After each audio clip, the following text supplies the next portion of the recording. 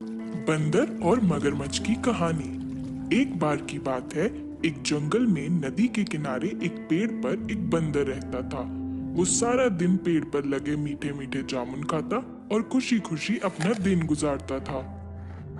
वहीं उस नदी में एक मगरमच्छ अपनी पत्नी के साथ रहता था। वे अपनी पत्नी से बहुत प्यार करता और उसकी हर ख्वाहिश बिना किसी सवाल के पूरी करता था।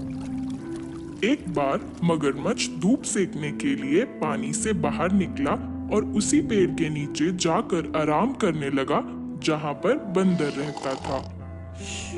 बंदर वहाँ बैठा मीठे जामुन खा रहा था।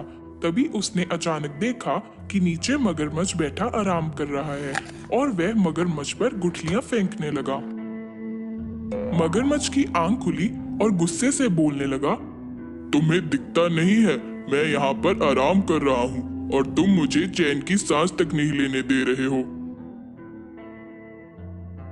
बंदर को बहुत बुरा लगा। उसने दोनों कान पकड़े और बोला, मुझे माफ करना मगरमच्छ, मैं यहाँ बहुत अकेला रहता हूँ। इसी वजह से अगर मुझे कोई जानवर दिखता है तो उसके साथ मस्ती करने लगता हूँ। मैं माफी के लिए तुम्हें ये जामुन भेंट करना चाहता हूँ। क्या तुम खाना चाहोगे? जामुन देखकर मगरमच्छ के मुंह में पानी आ गया और उसने जामुन खाने की इच्छा जाहिर की। बंदर ने ऊपर से कुछ जामुन मगरमच्छ के मुंह में फेंके। इतने स्वादिष्ट जामुन, शुक्रिया बंदर। ये बोलकर मगरमच्छ नदी में वापस चला गया। अगले दिन मगरमच्छ फिर से बंदर के पास जामुन खाने के लिए आया। बंदर ने उसे वे मीठे जामुन खाने को दिए। ऐसे ही देखते देखते उनमें काफी अच्छी दोस्ती हो गई। मगरमच्छ, क्या तुम भी यहाँ अकेले रहते हो? नहीं नहीं दोस्त, मैं तो अपनी पत्नी के साथ रहता हूँ। अरे तो तुम ऐसा करो कि आज भाभी के लिए भी कुछ जामुन ले जाओ। नहीं नहीं बंदर, तुम बेवजह तंग होगे। अरे तंग की क्या बात है मेरे दोस्त, तुम आज भाभी के लिए कुछ जामुन ले जाओ। मगरमच्छ जल्दी से वे जामुन लेकर घर चला गया और उसने वे जामुन जाकर अपनी पत्नी को दे दिए। अरे ये जामुन तो वाकई बहुत स्वादिष्ट हैं। पत्नी के मन में एक लालच आया और उसने अपने पति से पूछा, तुम मुझसे कितना प्यार करते हो? ये भी कोई पूछने की बात है? मैं तुम्हें अपनी जान से भी ज्यादा प्यार करता हूँ। अच्छा तो फिर मेरी एक इच्छा पूरी करके दिखाओ। मैं तब मानूंगी कि तुम मुझे प्यार करते हो। बोलो तुम्हें क्या चाहिए?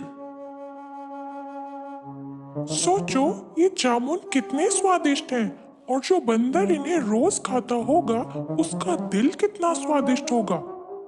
मुझे उस बंदर का दिल खाना है। क्या? पर बंदर तो मेरा दोस्त है, मैं उसका दिल कैसे मांग सकता हूँ?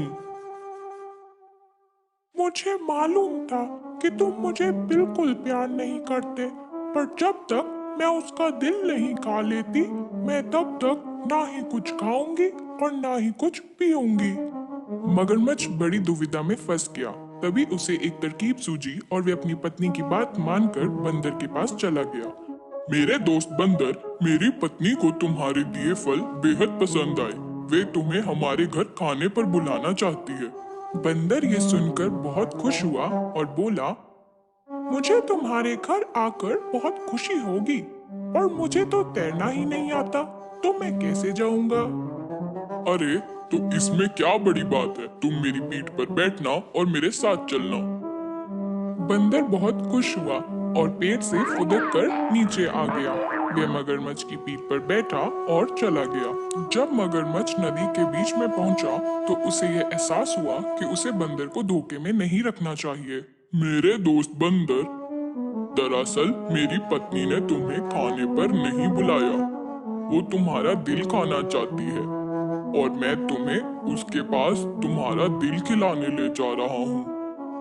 बंदर ये सुनकर काफी डर गया। उसने समझदारी से काम लिया और बोला, अरे दोस्त, मुझे अपना दिल तुम्हें भेंट कर कर बहुत खुशी होगी, परंतु मेरा दिल तो पेड़ पर ही रखा है। हमें मेरा दिल लेने के लिए वापस जाना होगा। मगरमच्छ बंदर को उसके घर वापस ले गया, तो वह फुदक कर अपने पेड़ पर चढ़ गया और जोर जोर से मगरमच्छ पर हंसने लगा।